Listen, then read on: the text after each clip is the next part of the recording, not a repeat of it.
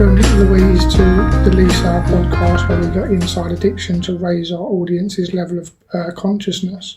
I just wondered if you could start off by just giving us a bit of an idea about what your definition of addiction is.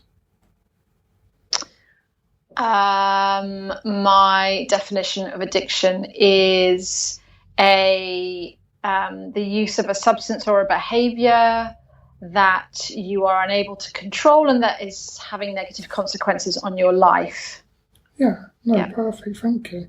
And in terms of your story and how you got to where you are, I just wondered if you could give us a bit of a background about you. Okay, so I quit drinking on the 21st of September 2013, so I'm coming up on my 7th year soberversary. I was 6 weeks away from 45 at that point, and my drinking had been problematic, or I'd noticed it was problematic for probably 5 years.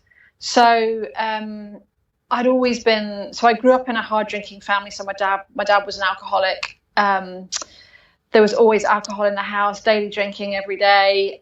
So I kind of grew up around alcohol. So I didn't perceive it to be a problem because everyone else was doing it. And then when I was in my teens, early 20s, it was second summer of love. So the rave generation was kicking off. And in our family, alcohol wasn't really a rebellion. So you know, the way you rebelled was with drugs and alcohol. So drugs and alcohol. So yeah, we kind of got into all of that stuff. Interestingly, I can remember going to see The Prodigy actually at Clacton Pier a long time ago on substances. So drugs and alcohol. So it was always part of my life, but kind of got myself into quite a lot of scrapes, but never really, really serious stuff. And to kind of drank problematically, drank too much, but kind of kept a lid on it. And the wheels fell off kind of after I'd had my second child. And I'm not quite sure why, but my ability to manage how much I was drinking and the amount that I was drinking was just getting more and more and more.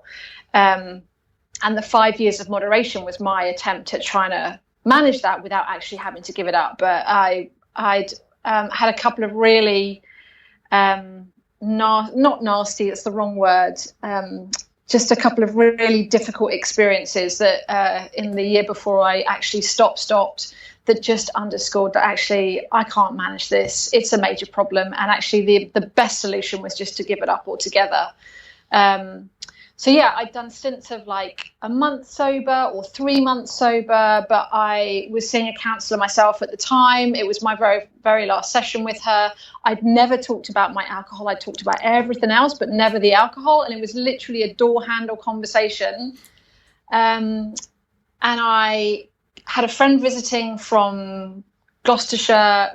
We had quite a lot to drink that night. I bought the Alan Carr book, and I decided that night I was just going to stop. So I read Alan Carr, and 6 days later I stopped, and that was 7 years ago. So yeah, it sounds like an awesome journey. And just to rewind a bit, you said you were kind of drinking, but you had a lid on it. Things were kind of functioning, if you like. Definitely functioning. Yeah. And how was that kind of experience for you, sort of keeping a lid on it? What was your drinking like then? I tried all the tricks in the book that everyone tries. So my drinks of choice were, I liked gin, I liked cider because I trained as a nurse in Devon, so cider was a big thing. Wine, my family always had wine, so wine was a big thing. So I would try and so I would limit how much I was drinking per night, or I would alternate through different things, or I would drink spritzers. I mean, I tried every trick in the book to kind of just keep my drinking under a certain level, because being a nurse and having worked on an alcoholic liver disease ward, I knew I knew the signs and symptoms of problematic drinking. And so I think I was trying to delude myself that I wasn't one of them being my patients, that I was somehow different, when of course I'm not different in any way. So yeah, I was probably drinking probably a bottle of wine a night, but I'd quite often have a cider before. And if over the weekend, probably a bottle and a half. So I was probably drinking about 100 units a week, probably. Yeah. And that was without, big family celebrations where, you'd really let the brakes off. But that was kind of average, probably. Yeah. But like you were saying, kind of doing all those tricks in the book to kind of stay in that denial and to convince yourself, I'm not kind of a problem drinker yet. It's not a problem yet. I can kind of keep a handle on this. Yeah. Although I was beginning to get very early symptoms of kind of withdrawal symptoms, basically. So I was getting night sweats. I was incredibly, lots of anxiety. And at the time I just thought, I'm perimenopausal. But actually, I think in retrospect, they were, having nursed many patients in withdrawal. I think they were very mild symptoms of withdrawal, and that I was drinking enough that I was going into withdrawal in the middle of the night. So, yeah, for sure. Yeah. And like you say, you kind of went along like that for a while, and then kind of the wheels started to fall off. What was that sort of experience of when the line started to get crossed? I think what I tried to do was I tried to control it even more, and inevitably what happened was, so I'd go along for like a month or 6 weeks without drinking, and I'd think, I've got this under drinking, and I would just absolutely have a major blowout and would end up doing something really stupid that I really regretted, that was really embarrassing, that put myself at risk. So actually it just became even more problematic. It was less drinking regularly, and then just massive blow-ups where it would just go horribly wrong. And I just knew that it was getting worse. I could see it was getting worse. Yeah, and like you say, trying to kind of elongate the process and not drink, and then it would just kind of blow up. And you would have kind of, sort of bigger episodes, and things would just go wrong. Yeah. And for me, there was a particular line that I didn't want to cross. And to be fair, my bottom isn't some horrendous bottom. I didn't lose my job. I didn't lose my family. None of that stuff. But so, if you were to compare it to other people's stories, it probably doesn't sound that bad. But because of my family's drinking, and what I'd grown up around, and some of the things that I'd seen because of my parents drinking, I always had a line that, if my children became aware of just how badly this was going, that would be the moment when actually, if I couldn't hide it from them, then there was a problem. And there was one particular barbecue. It was a beautiful, it was a late May bank holiday barbecue. We'd been invited to some people's houses, big barbecue in the garden. I tried to flag to my husband that I need to go home. I'm losing the plot. He'd seen that the kids were having a really good time. They were, how old were they? They were probably 7 and 5 at the time. And we did most of our drinking in the evening, so they never really saw us getting leery. And I was just absolutely shit-faced. I mean, really shit-faced. And we'd walked there because it was in the village where we lived, and I was cannoning off of the verges, and my kids just saw me absolutely mullered. And I vaguely remember kind of crawling up the stairs to bed. And, my husband saying to the children, Mummy's not feeling very well. And when I woke up the next morning, I was like, okay, that's it. That's enough. That's... I've crossed the line. It's got to stop. So yeah. Like you say, for you, kind of growing up in a household where you were affected as a child by seeing that kind of behaviour, you didn't then want to pass that on to your kids, and that was kind of the line when you were like, enough is enough. Yeah, and I mean, to be fair, I didn't stop immediately. It took me another 6 months to actually stop, but I think that was the moment when I knew that I couldn't hide it from them, and therefore I couldn't hide it from myself anymore. So yeah.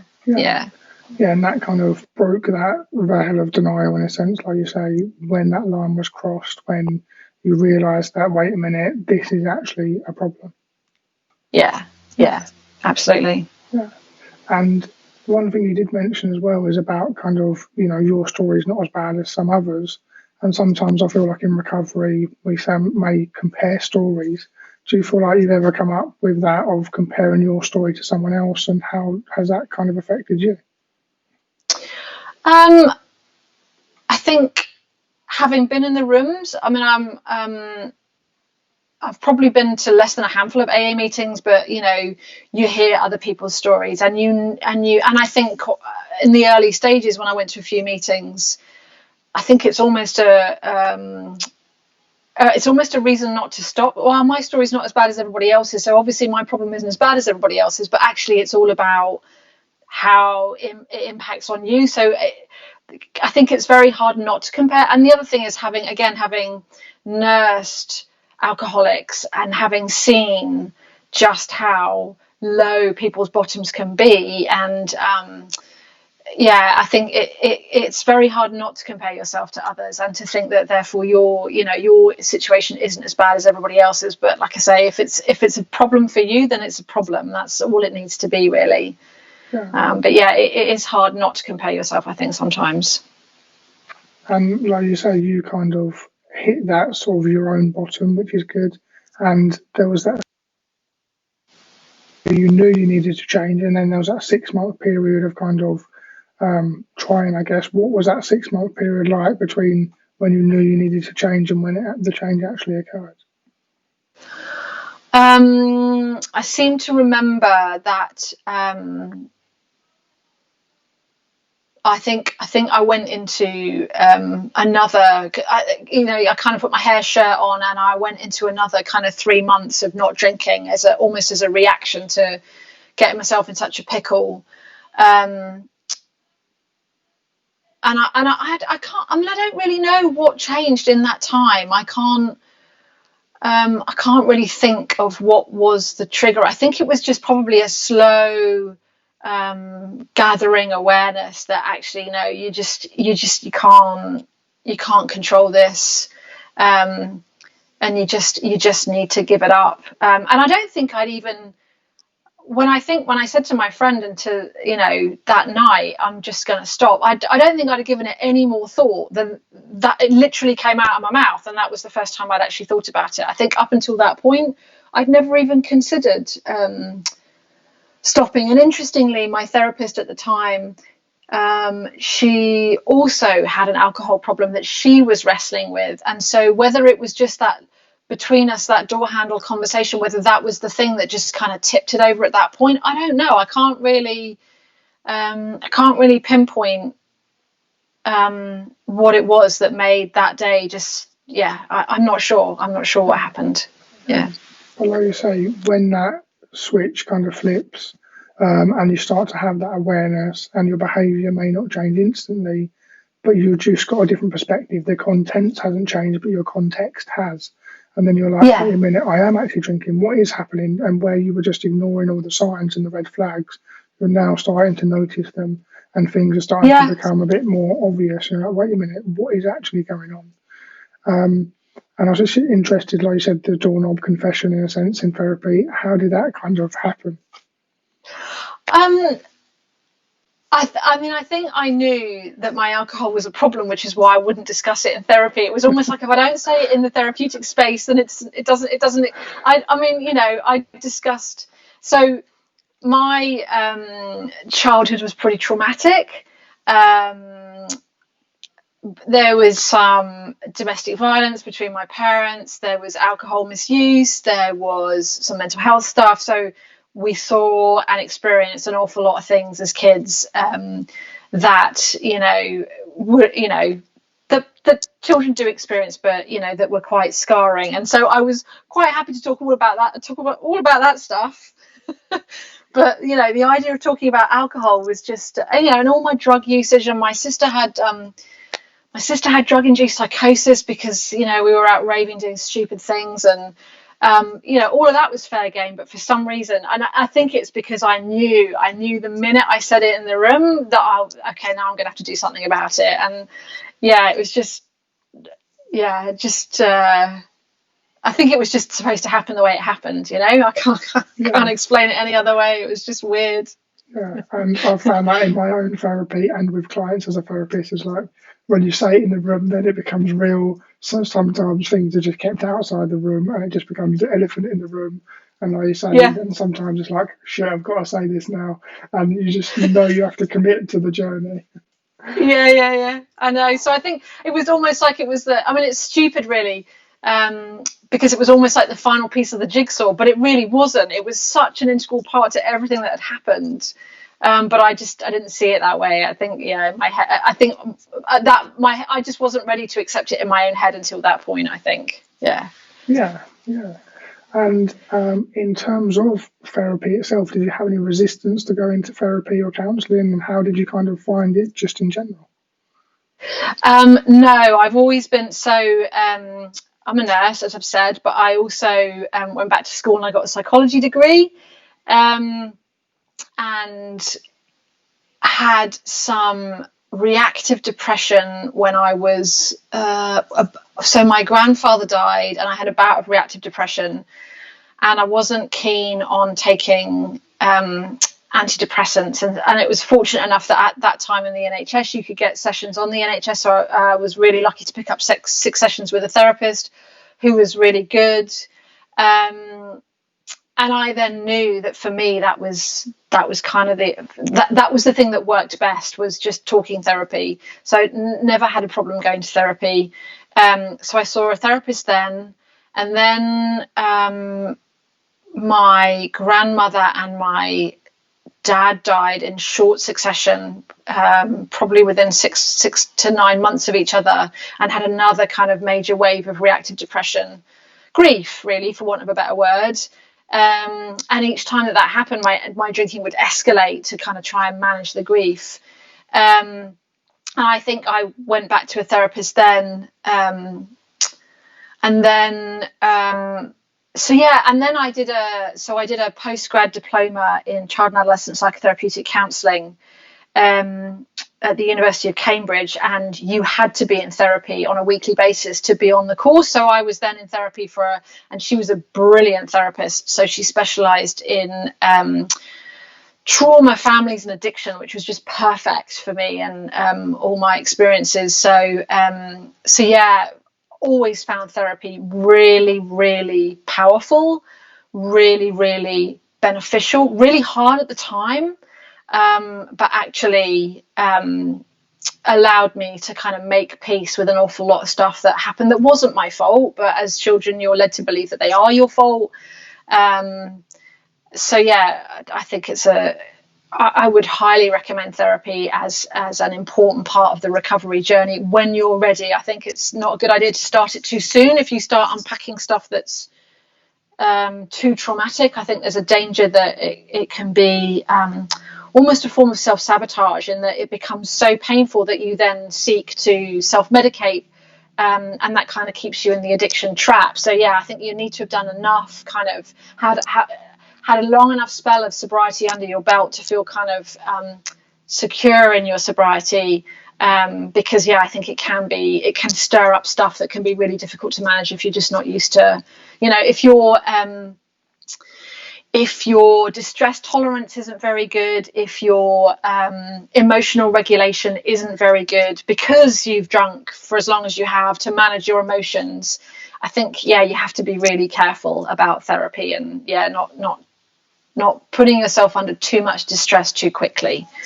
Yeah, and like you say, it can be a dangerous area to sort of be in when you're kind of going into that deep traumatic stuff too early, and that can also be problematic with rehabs and stuff like that, being thrown into the deep end, so to speak. And it's good. I mean, I work with clients and go through tools and stuff to learn to manage their drinking and get their drinking under control. And then, like you say, later on down the line, you can start to look at that kind of traumatic emotional stuff that's going on underneath, because it can, like you say, just become self-defeating. You just look at all the traumatic stuff, you have all these emotions, you can't regulate your emotions anyway, So you just drink or use drugs more. Yeah, exactly. So it's really useful and really powerful, but yeah, you have to be the timing has to be right. Yeah, I would agree. Yeah. And like you said, you experienced some grief, and that sort of affected your drinking, and you drank more in those times. How do you feel like your emotions and drinking sort of played into each other? I think I grew up in a family that was quite emotionally constipated, I think it's fair to say. And there was definitely the emotion that was most frowned upon as for us as children was anger. So that was a real no-no. And I saw my family use alcohol as a way of moderating their emotions. So it was something that was role model to us. So I think, there's an old saying, isn't there, that you basically stop emotionally maturing at the age at which your drinking kind of really takes off. And I was drinking from not particularly early because my dad was an alcoholic, and I knew. I don't think I recognized that he was an alcoholic, but I knew that it was a dangerous drug because of how he was a Jekyll and Hyde character when he was on the Charlie Carlsberg Special Brew. So I was quite scared of it as a teenager. But yeah, I probably started drinking it around 15, 16. And yeah, I think when I stopped, I think that probably was the age at which I stopped emotionally maturing. So yeah, it was really hard, outside being a 45-year-old and inside being a 15-year-old. And yeah, there was a lot of emotional work to be done, I think, because I had no idea about emotions, I think, when I stopped drinking.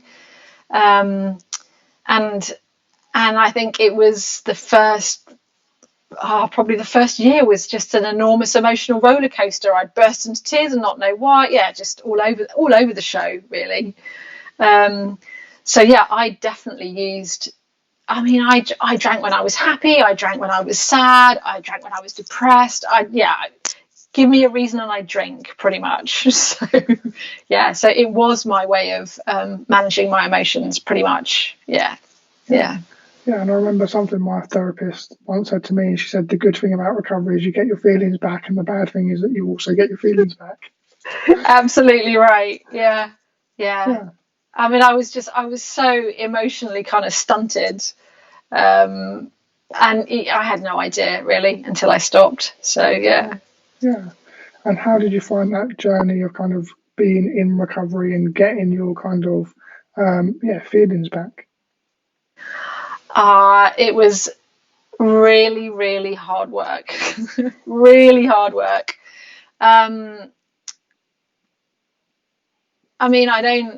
It's the best decision I've ever made.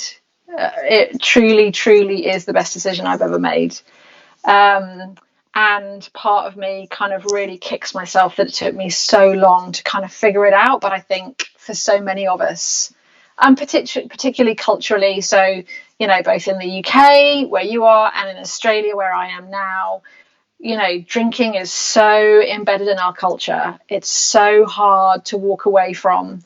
And there's so much negativity, or there used to be. When I stopped 7 years ago, there wasn't the kind of network of recovery, all the online recovery tools that have kind of, exploded in the last 5 years.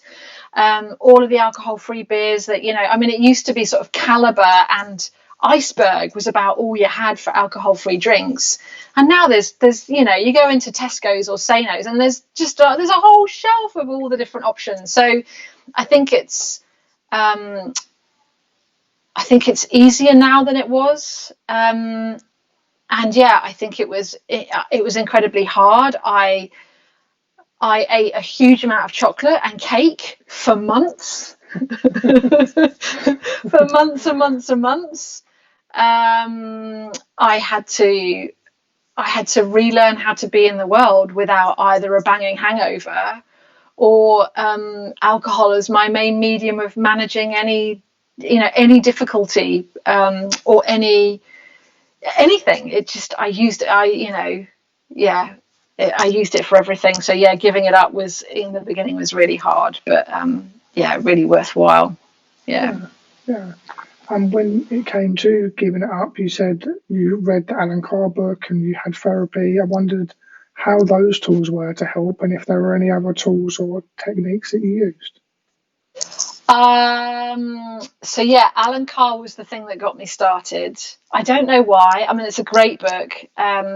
I think it was a case of the right time. It was the right time, I think. And so, I mean, I'd read his book about giving up smoking, and it had worked for a bit, and then I'd gone back to smoking. Yeah, I think it was just about being in the right time. I mean, I consider myself really lucky because my bottom wasn't really low, and therefore I didn't need to go to a rehab. And that was also, I think, part of my reason for stopping. It was because, as a nurse, because I knew what full-blown physical dependency looked like. I think internally the shame of having to go to a rehab was something that I didn't want to get to that step because I knew what it meant.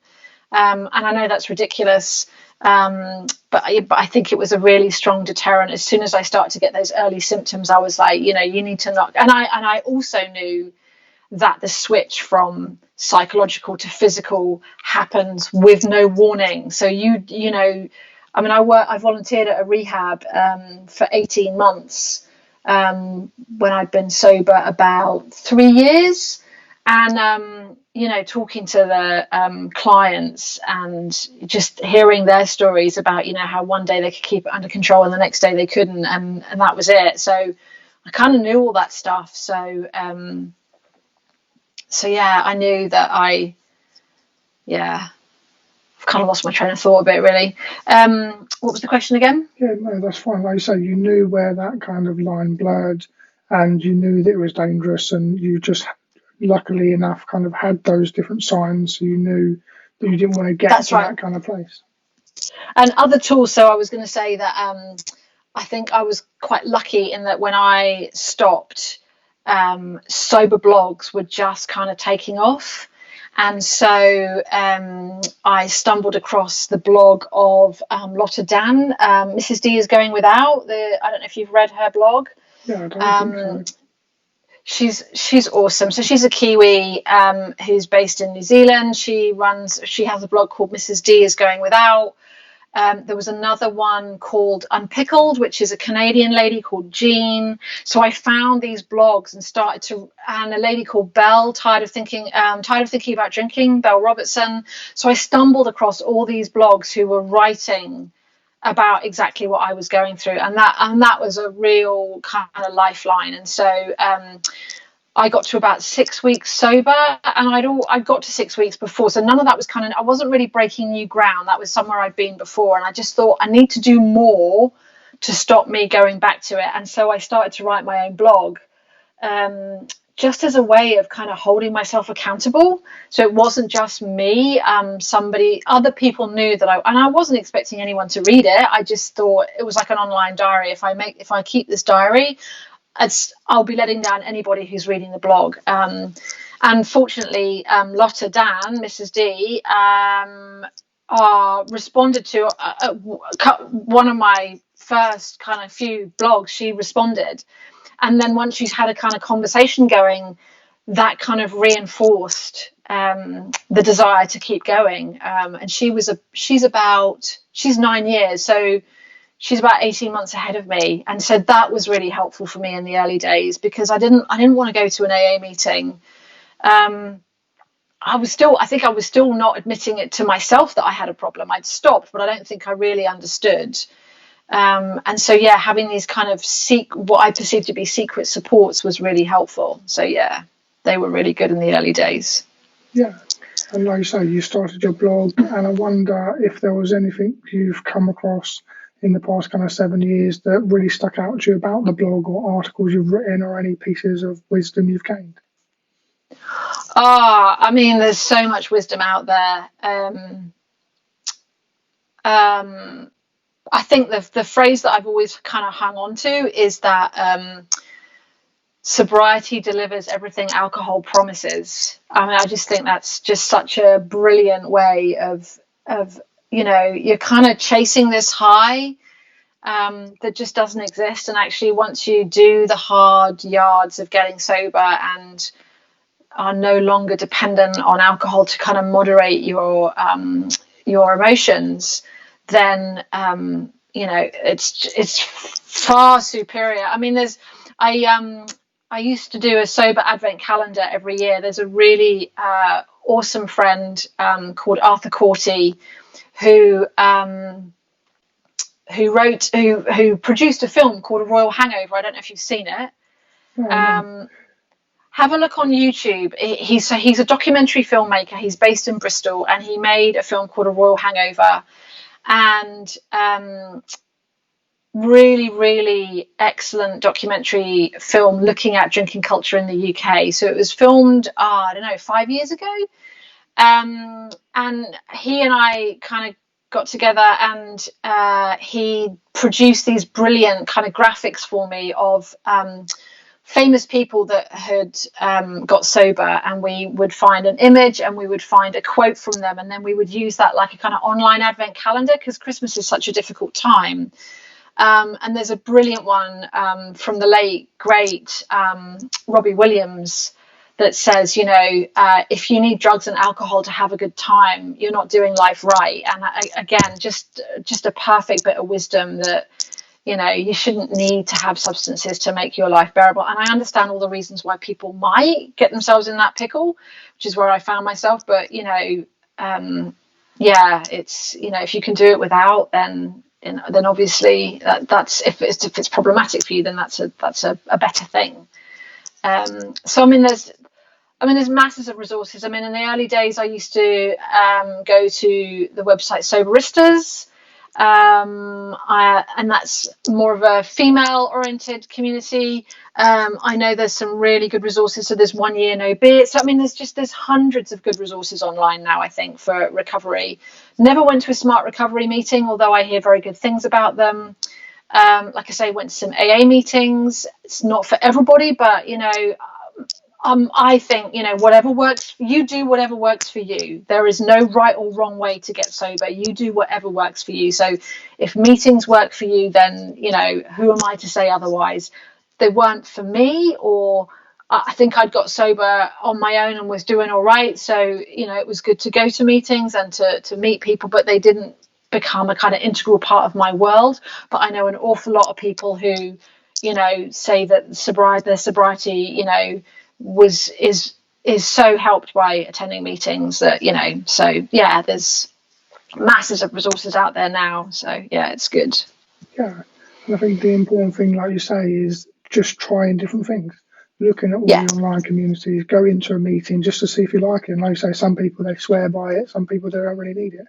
So it's just about finding your lane and what works for you, and trying out all those different things and creating your own recovery. Absolutely. Yeah, completely agree. Yeah. And just in terms of, like you said, it's a hard emotional journey to kind of gain that understanding of your emotions, learn to regulate your emotions, all that kind of fun stuff.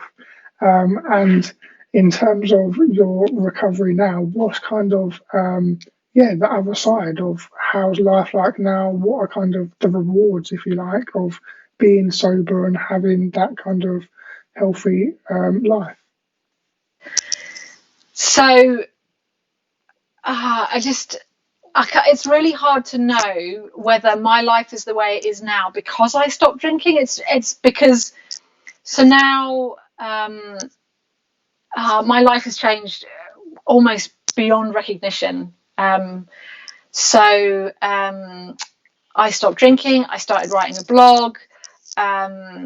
I volunteered at a rehab in the UK. I designed an online course. I was teaching one-day workshops in London with Club Soda. All of that experience then gave me the skill set to be able to apply for a job in Australia. And the job I actually got was working for Alcohol and Other Drug Services. So although I'd only done a bit of voluntary work in the UK and I'd done a 3-month contract with a rehab, I didn't really have, because in the UK you have to be a mental health nurse to work in alcohol and other drugs, and I'm not a mental health nurse, I'm a registered general nurse.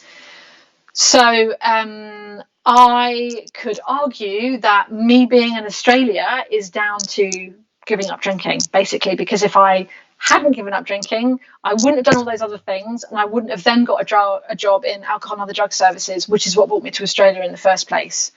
So yeah, I mean, like I say, I got a postgrad diploma in child and adolescent mental health at the University of Cambridge. Would never have done that if I was still drinking. Just wouldn't have. So yeah, I live in a different continent. I mean, we've saved tens of thousands of pounds, that we would have spent on smoking and drinking and drugs. I mean, my husband stopped 6 days before me, so we stopped together. My children have now been alive over half of their lives, and they've not seen us drink. So that in itself is just, for me, is a major thing. They've never seen us drink in their living memory, which is a really special thing for me, coming from the background that I came from. So yeah, I mean, our life was revolutionized by stopping drinking. Absolutely revolutionized. Yeah, and I think some key things that sort of stuck out for me as I was listening to you were having some kind of focus, even if it's not, like you say, the same as with me. You don't know where you're going to end up. It's all these twists and turns life takes us on, but just having that focus of where we're going, that new sense of meaning, finding the right path of your own recovery, and also that kind of strong why, like you had. I don't want my children to grow up in a home where their parents are drinking.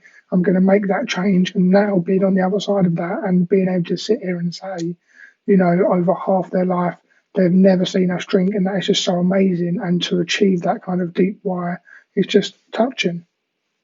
Yeah. I mean, I think I am most proud of our achievement for our children, because it's about breaking the intergenerational trauma, right? Yeah. Because if we carried on drinking, they would have had the same experience that I'd had. It's the intergenerational trauma. Yeah, like you say, breaking that is just so powerful, and just making the difference, which is really nice. And you said your husband, he gave up drinking 6 days before you. How was that journey, kind of doing it together? It's been both great and awful, as you can imagine, because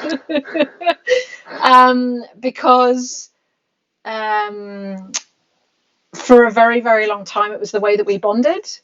We were very similar drinkers. We also grew up raving together, so we'd done all our kind of substances together. So having spent 13 years when drugs and alcohol had been kind of part of the relationship, to then remove that, that took some adjusting.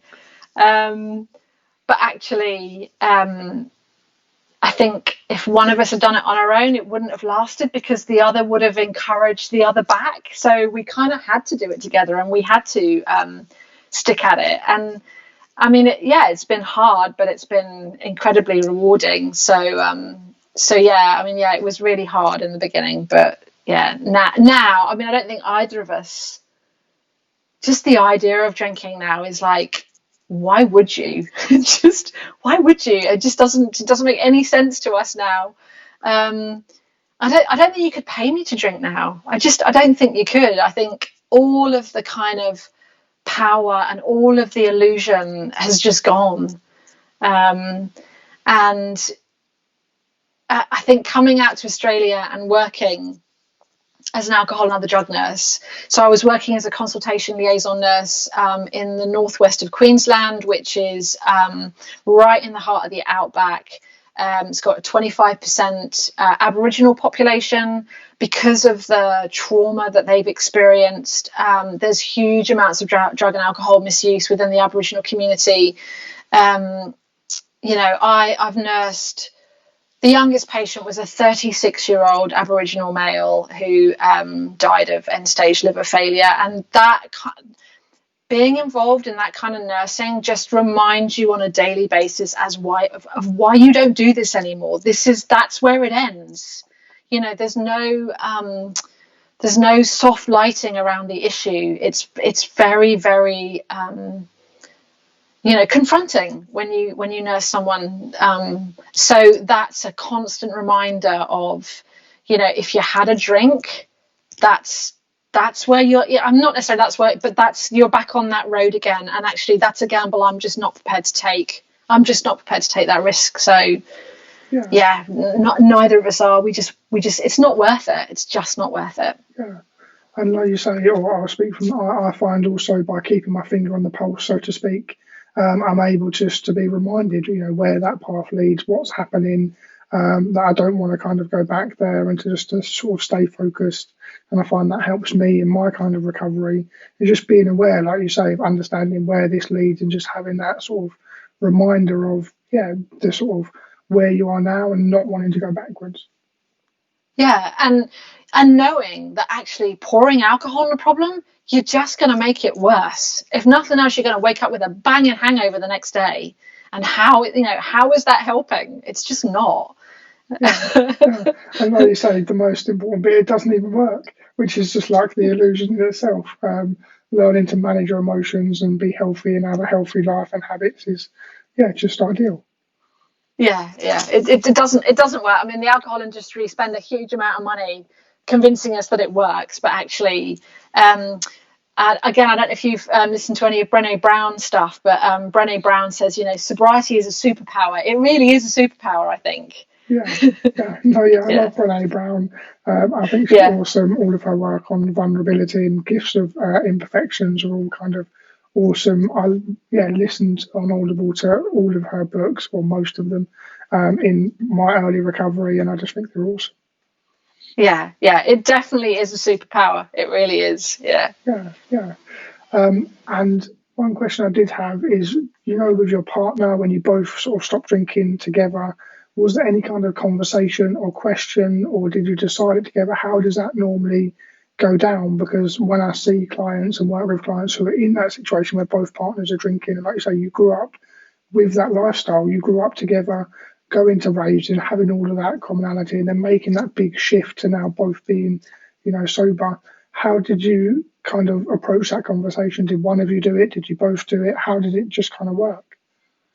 So I think it was me who said to him, "Why don't we just give up?" And the thing is, he'd been on his own journey of struggle with alcohol too. So he was keeping a diary and a tally of how much he was drinking, and the wheels fell off at the same time for both of us. So he was already so he would do the kind of dry January with me. So we were both of us were already in this kind of cycle of trying to figure it out.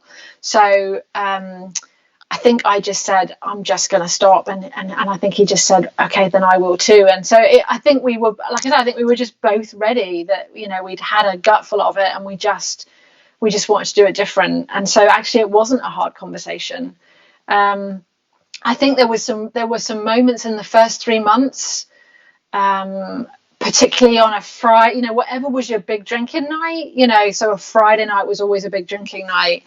I think they were really hard, because, you'd have the old FOMO, and he'd say, I'm really struggling. And he's a musician. So I think there was a certain amount of belief that he needed alcohol to be able to create music. And so I think for him, that was a bit of a struggle that initially, but I mean, now it's no problem.